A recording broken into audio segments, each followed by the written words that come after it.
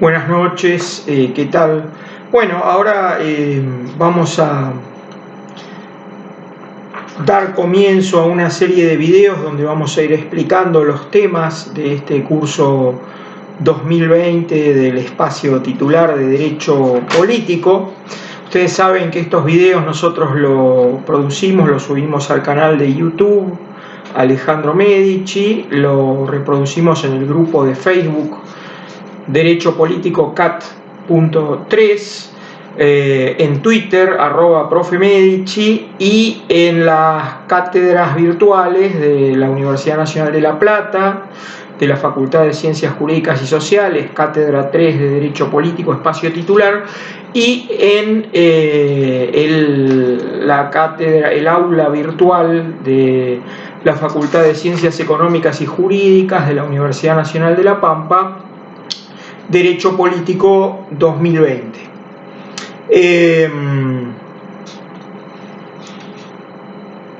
Nosotros hemos subido a la plataforma un texto básico que se llama Poder, Política, Derecho, donde tocamos estos conceptos básicos de la materia y el concepto de derecho político, empezando por ubicar el poder en el campo en los distintos campos sociales de relaciones humanas, después viendo su especificidad en el campo de la política, de ahí trabajando entonces el problema de la realidad, de la especificidad del campo de la política y su relación con el campo jurídico, con el derecho, y de ahí es comprender la dimensión de politicidad del derecho, que para nosotros es central en la justificación de nuestra materia, en la formación de los abogados y de las abogadas, y de la especificidad, digamos, del derecho político, su semejanza, pero a la vez su diferencia con la ciencia política, la filosofía política, otras formas semejantes pero diversas de conocimiento político. Entonces, sintetizando: poder, política, derecho, derecho político son el campo de conceptos fundamentales que intentamos empezar a desentrañar en este primer encuentro. Para esto es muy importante que ustedes primero lean el primer material de estudio, vuelvo a decir, es el programa nuevo de Derecho Político con sus fundamentos. Bueno, en este texto de cátedra, Poder, Política, Derecho, sintetizamos lo que es un trabajo de muchos años de las cátedras de Derecho Político de La Plata y de La Pampa, que se ha visto reflejada en diversos textos, y tratamos de darle una versión más sintética y más simple a todo ese conjunto de textos que teníamos desarrollados sobre estos temas. Y bueno, tenemos que empezar por el poder, ¿no? El poder es una relación social. Muchas veces se confunde el poder con los medios o con los instrumentos de poder, se confunde el poder con la posesión, la disponibilidad, la propiedad de medios económicos, de medios de administración en el Estado, de medios de violencia, de armamentos. Claro, esto, por supuesto, no somos ingenuos, son indicadores de relaciones de poder, pero deben ser ubicados en el contexto de las relaciones de poder. Por eso las relaciones de poder no son los medios de administración, los medios económicos, ni los medios de violencia. Las relaciones de poder no son relaciones de personas con cosas, son relaciones entre personas, entre grupos sociales, entre instituciones, por ejemplo, el Estado. Incluso los grupos sociales y las instituciones pueden entenderse también en una cierta mirada como formas de relaciones de poder. El poder es una relación de relaciones. Para comprender esto tenemos que ir elevándonos entonces de los conceptos más simples a los conceptos más complejos. Una segunda cuestión muy importante sería que las relaciones de poder no se dan solamente en el campo de la política, sino que ustedes saben que en el campo económico se dan relaciones de poder. No es lo mismo el poder económico que tienen determinados grupos sociales que el que tienen otros grupos sociales. Lo mismo sucede en la cultura. No es lo mismo la cultura, la alta cultura que la cultura popular. Es decir, existen también diferenciaciones, jerarquías en el campo de la cultura, más allá de que sean correctos, estén justificados o no, ¿verdad? Y eso nos remite a estos conceptos de campos sociales, porque el campo social son sistemas de relaciones humanas, y nosotros hablamos de un campo cultural, de un campo educativo, de un campo económico, son como una especie de criterios, de mapas, para poder clasificar, distinguir, discernir la complejidad de las distintas formas de relaciones humanas. No es más que eso. Y en todos esos campos uno puede identificar relaciones de poder. En nuestra materia, claro, nos va a interesar mucho más el campo de la política, pero eso no implica que veamos también las relaciones que existen entre el poder económico, el poder político, el poder cultural.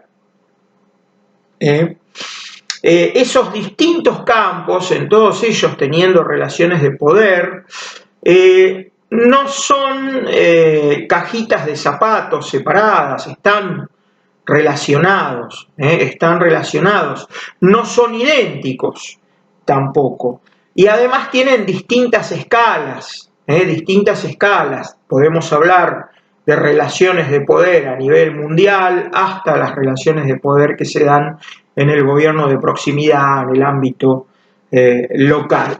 Entonces, las relaciones de poder, sintetizando, están no solamente en el campo de la política, sino en distintos campos sociales, y además tienen distintas escalas, si se quiere, espaciales, geográficas, desde lo mundial hasta lo local.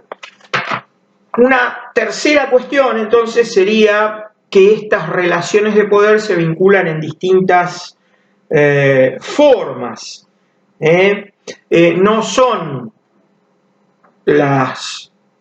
el campo de la política, que es lo que más nos va a interesar en nuestra materia, no es absolutamente separado, no se puede construir una teoría pura del campo de la política como relaciones humanas que se dan en torno al poder político, ni tampoco es totalmente determinado por otros campos. Por ejemplo, la célebre discusión sobre si la economía determina el campo de la política. Ni una cosa ni la otra, ni una teoría pura de la política, porque vamos a construir una teoría relacional e impura del poder en el campo de la política, ni una teoría de la determinación absoluta que le resta totalmente autonomía al campo de la política. Los distintos campos donde se dan relaciones de poder, ya dijimos, económico, político, cultural, son relativamente autónomos, no son idénticos,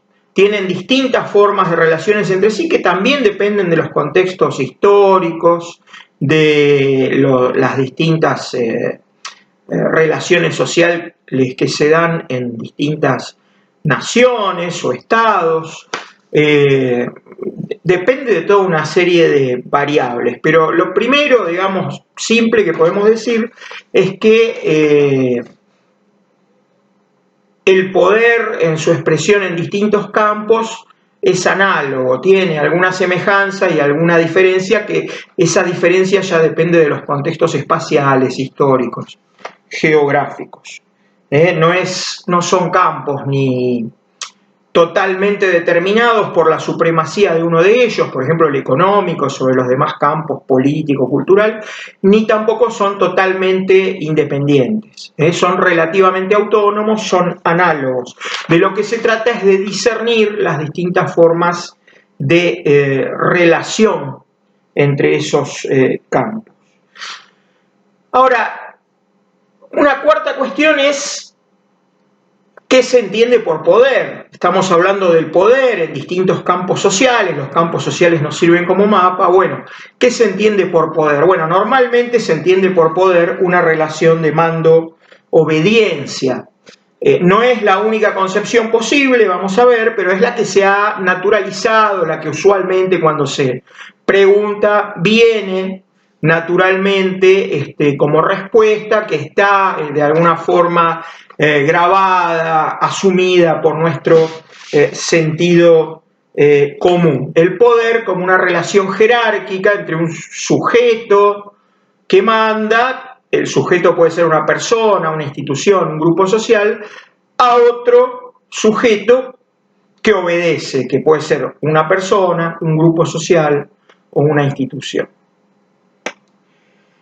Esto está muy presente en las ciencias sociales, está la célebre definición de Max Weber, que decía que poder es la probabilidad de encontrar obediencia a un mandato, cualquiera sea el fundamento de esa probabilidad, y después concretaba un poco esto,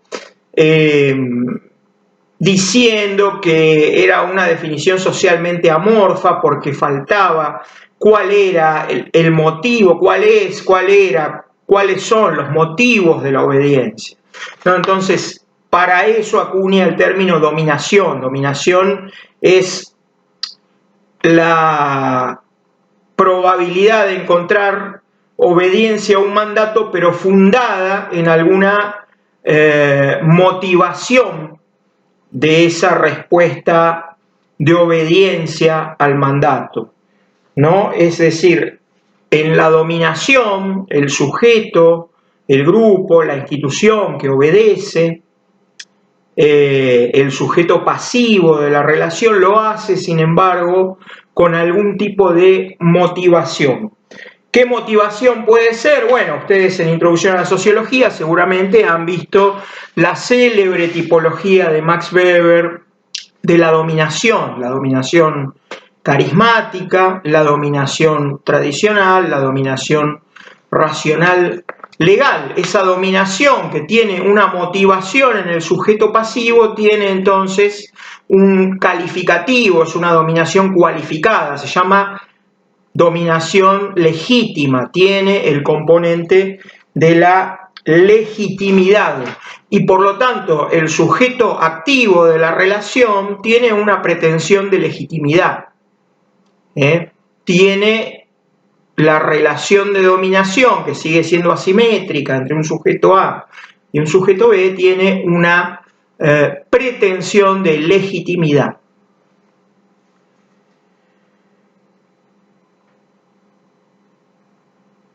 Bueno, estos son unas primeras aproximaciones al tema que vamos a seguir completando en próximos videos. No queremos hacer videos muy largos porque no queremos saturar las redes sociales y para que sean más ágiles de transmitir entre distintas plataformas y vías de acceso. Buenas noches.